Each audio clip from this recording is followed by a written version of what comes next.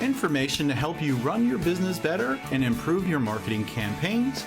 My name is Hank Hoffmeyer, and thank you for joining me on Hank's Marketing and Business Tips.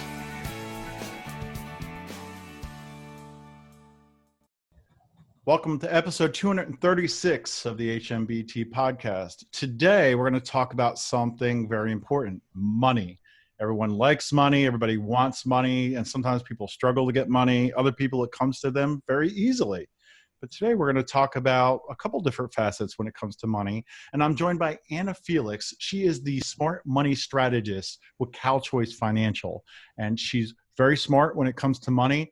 I've talked to her before we got on air today, and I'm just excited to have Anna on. I appreciate you being here. And let's get into it in a few moments. But first, let me have you talk about what you do and how you help people when it comes to finances. So yes, thank you, Hank, for having me. It's great to be here and to get to share with your audience. So first of all, the name. Some people think, why Smart Money Strategist? It's just because, when you say financial planner, people get bored, like instantly, eyes glaze over, like, oh my God, I don't want to talk about money. And I feel like what we do as a company at Calchoice Financial is very, very different. We really do strategize for each person. So it's a very individual thing. Everybody's on a different path. They have different things that have happened to them before, different goals they have moving forward. So in a very smart way, we figure out what is the best strategy for them. And it's very different than what the financial industry normally has done. And so it's great to share a new message. The idea that I can grow my money in an effective way, have consistent and steady growth, and then not participate in any losses.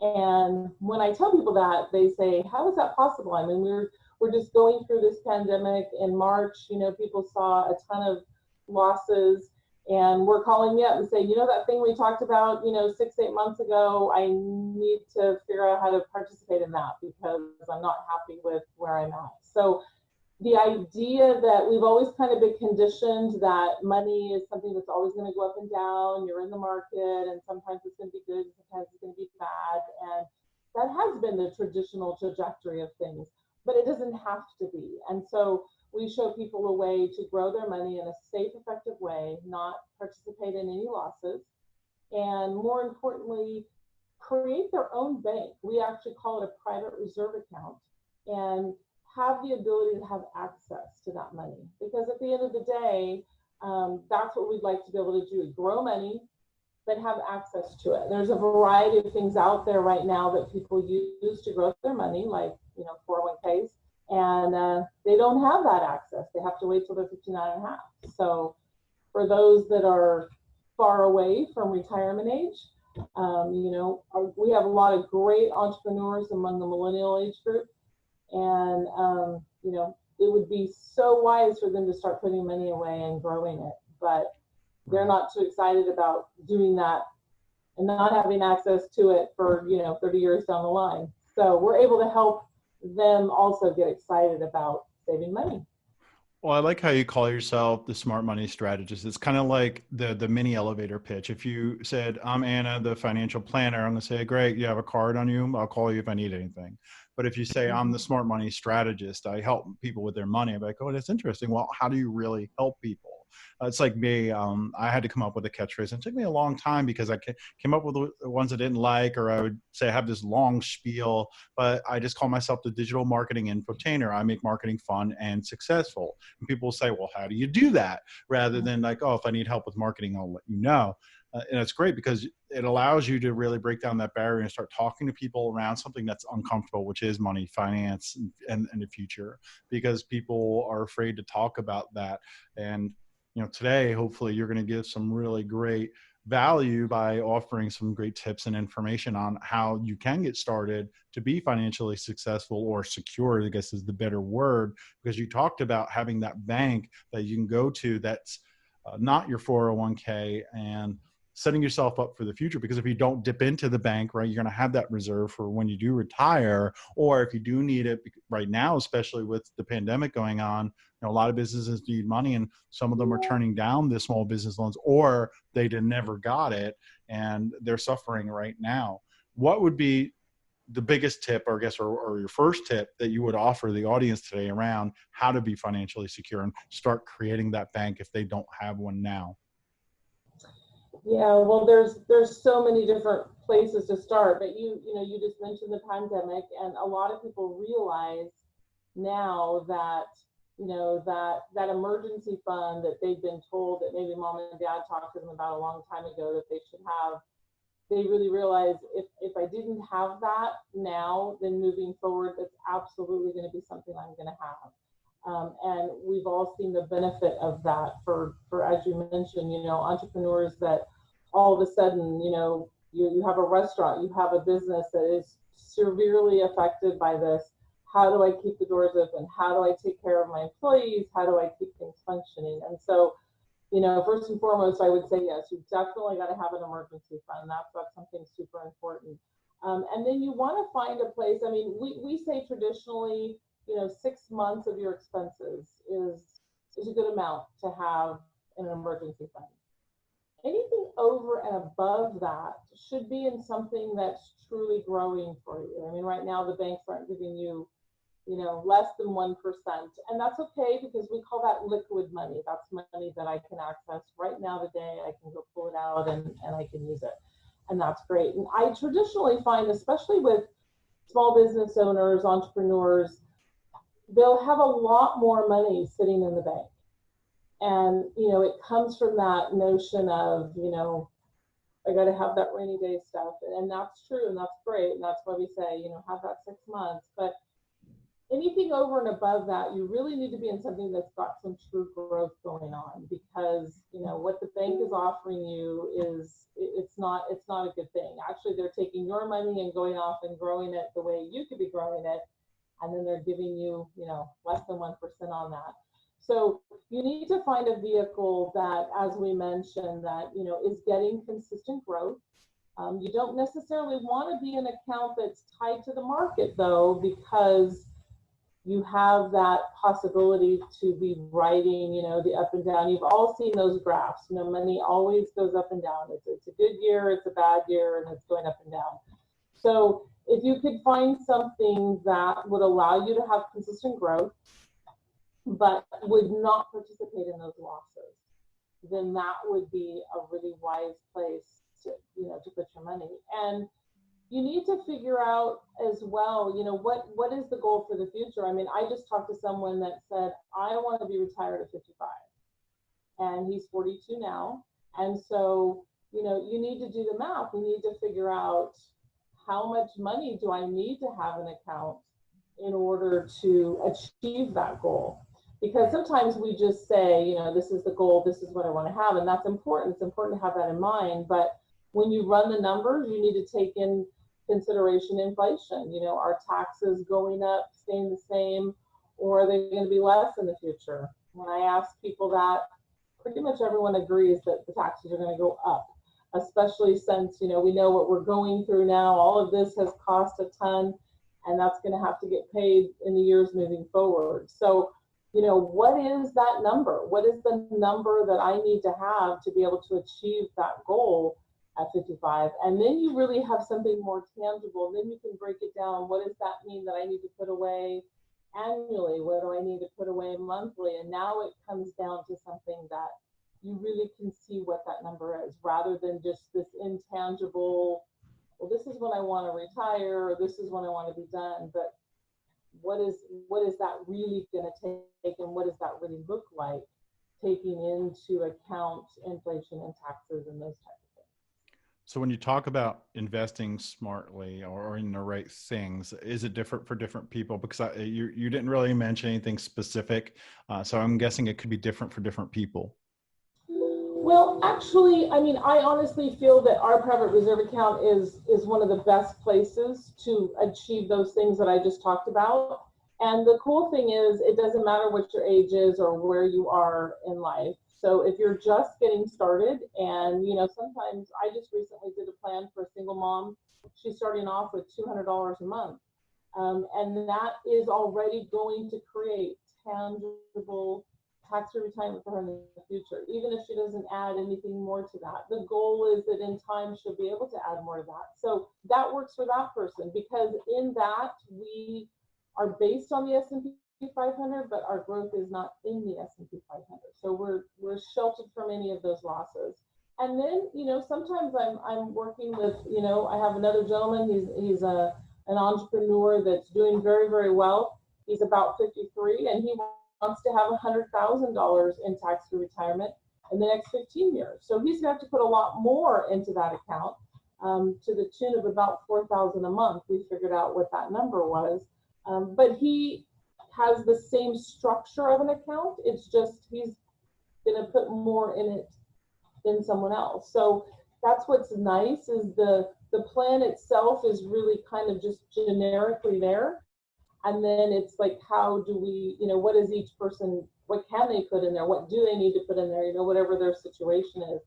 But they're getting that consistent growth. They have access to the money, and then they're able to, do with it what they want as needs arise, as there's changes in life. And that's another really important thing I feel, that, when you're having someone help you in this path, that you have someone that's going to be with you, every year. I require annual reviews, like, this changed, that changed. We had a child, we got married, we bought a new house, we had a death in the family, whatever it may be, your life is going to change moving forward. And you want to have someone that's going to kind of walk that path with you and help you out, not someone that, I have this great investment thing, and then you never see that person. So that would be another recommendation, is, you want to look with someone that's going to, I say, help you be your financial GPS. When those forks in the road occur, what should I do?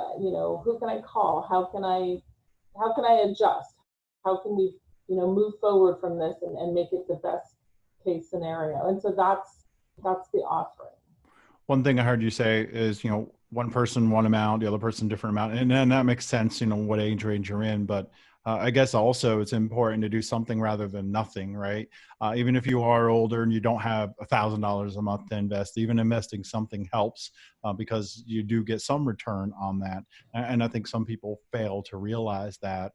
But like you said, have that nest egg for, or not nest egg, or that the reserves for anything you might need that might come up, whether it's products or what do you want to call it, payroll, et cetera, for your business if you have a business, or whatever it is, advertising if you're working for a company. But then after that, you want to have money that you're going to invest for your future down the road. And I think if we're talking to entrepreneurs, for my entrepreneurs in my audience, a lot of those, they forget, they invest everything back into the business, and they don't pull out anything to set themselves up for retirement down the road, because I guess they're just worried about growth for the business and not setting themselves up. And that's the goal of being an entrepreneur, is, right? I don't want to work for someone else my whole life and not get anything out of it. That's what you're working for, is for your stability in life, and then your retirement down the road, hopefully an early one, or one period. Absolutely. Yes, you're so right. I always say, pay yourself first. Like, that's so important. All those other expenses, all those other things are important, but that is, you are the lifeblood of the business. So that is definitely, crucial. We were talking earlier off microphone, we were talking about 401k, how you can't really dip into that if you needed it to, say, buy a new oven for a restaurant. But the way you were talking about investing smartly is you could pull that out if you needed to do that. Can you talk a little bit about the differences between investing in a 401k and the penalties that come from that, from taking money or not being able to do that? And then also, the way you're talking about being able to pull money out? Yes, absolutely. So yeah, as you just mentioned, in a 401k, I mean, it's got to be a dire circumstance for you to be able to tap into it. And then when you do, you're going to pay a 10% penalty fee, and then you're going to pay taxes. And so many times people need, a lump sum of money, whatever, there's an emergency, whatever. And then they find, in fact, I spoke to someone, it's been a couple of years now, she needed $20,000 as a medical emergency. And by the time she got done with fees and taxation and everything, she ended up with 12. And it was like, how is this going to help me? Like, I still have to go get money somewhere else. And so there's that frustration of that. But with the private reserve account, as I mentioned, as it's growing, as things are going on year by year, whatever amount you have in there, you can tap into it. And it's because it's your bank, you don't have to call and ask permission. You don't have to call and say, can I take this much out, whatever. You take it out, you can pay it back if you want to, you don't have to pay it back. But more importantly, there's no taxation and there is no penalty fee. So, it is truly your bank. It's truly your money. And people really love that. I mean, they're working hard, they're putting that money aside, and, they want to be able to have access to it. So it's every entrepreneur's dream to be able to have something that, they can access for those things because, more than anyone else, they're the one that they don't have anyone else to rely on when things go wrong. And it's really nice to not have to, go to the bank and show all your earnings and prove, this is what I need and this is why I need it. And, all you entrepreneurs out there know, it's like, I know this is the best thing for my business and I don't have to justify that to someone Right. else. And it's these type of things, with this type of an account, it allows them to do that. I will comment though, right now, because of the pandemic, since I think everything we talk about right now needs to somehow support people where they're at, part of the CARES Act has made a provision for if you've been affected by the pandemic, that you can pull out up to $100,000 from your 401k without that 10% penalty. Oh, that's good. So that is something that has never happened. The 401k has been around since 1978. And in all of that time, there's never been a situation like this. We all know that we feel like we've been in a unique situation and are figuring this out. And that is one provision that is been very helpful for some. I've been able to help some people utilize that, take that money and move it into some other things that are going to give them some better growth. And the really cool thing is, you don't have that 10% penalty fee. You still have to pay the taxes, but they give you up to 3 years to pay those taxes back. Oh, so it does give people a little bit more leeway. It's been a nice thing that came out of that CARES Act. Well, that's good. That's a great tip because maybe folks did not even know about that. And then you talk about, the the reserve, right? It makes me think of like on vacation, you're on a reserve somewhere and you're getting everything catered to you. So that's how you remember that, right? If you had to remember what that's all about. But that sounds smart to do. I'm not saying don't have a 401k, but maybe that's something you have as well. Or, you definitely want to invest in your children's, college like tuition funds, right? That's something I need to start thinking about for my children because they're getting up there in age as well. So, I think it's great that you came on today. You offered all this advice. Definitely encourage people to talk to you if they want to learn more about how to smartly invest their money because you sound like you have a wealth of knowledge and it's not something like somebody came to me. I'm not going to sit there and talk to them about that. So yeah, it's important to invest your money. I don't know how, but you probably need to talk to Anna about that. If folks wanted to reach out and connect with you or learn more about you, where should they go? So I would say just in this forum, the easiest way would be to go to Facebook. I have a page, Anna Felix, Calchoice Financial, Smart Money Strategist. You can reach out to me there. I'm on LinkedIn as well. Same thing, Anna Felix, Smart Money Strategist.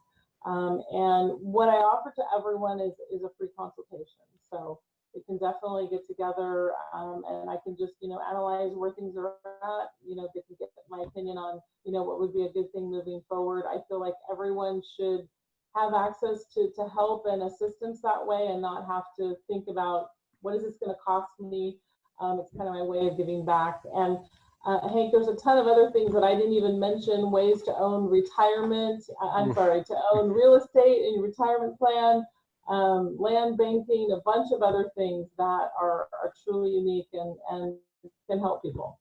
We had that discussion, and when we talked about having you on the show, we were talking about real estate and how important that is. I think we probably should have another session down the road and talk about that, because it is important. No matter what business you're in, whether you work for yourself or for anyone else, owning real estate is a great way to have additional income and set yourself up for retirement down the road. So I could see us having another discussion. All the items that you just mentioned, the Facebook and the LinkedIn, we'll have that in the show notes, folks, in case you want to connect and see what information you can get from Anna. There's just a wealth of knowledge there to absorb. Maybe she could just share something on Facebook that you'll learn something, or you can end up working with her. But it was a pleasure having you on today. And folks, if you want to hear previous episodes, head over to hankhoffmeyer.com/Alexa. You can listen there. You can subscribe on iTunes, Google Play, Spotify. I'm on almost any podcasting channel. You can go to my YouTube channel as well. This episode is going to be aired there for your visual pleasure, as well as all those podcast networks I just mentioned for audio. But until next week, folks, happy marketing.